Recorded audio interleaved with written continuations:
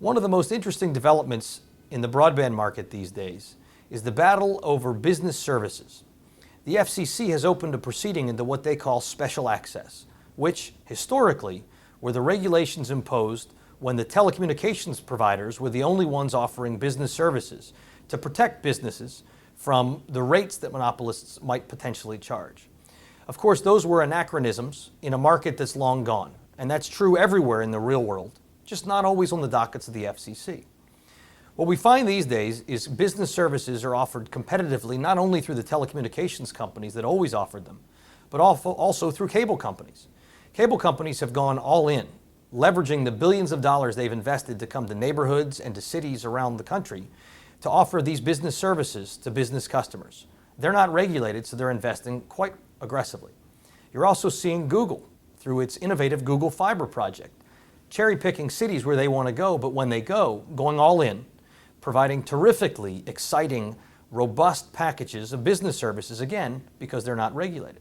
The telcos are likewise trying to invest in their networks to keep up with cable, to keep up with Google Fiber, and to offer businesses more innovative services. But the one drag on the new services that can be offered by telcos is legacy FCC regulations on special access. Now, a lot of folks believed that the FCC would continue a decade-long policy, so-called new wires, new rules. And they make the most sense if you take a look at the marketplace with cable, with Google. It's a very competitive marketplace. Businesses large and small benefit most when more offerings by more providers face fewer regulations and therefore enjoy greater investment and faster innovation.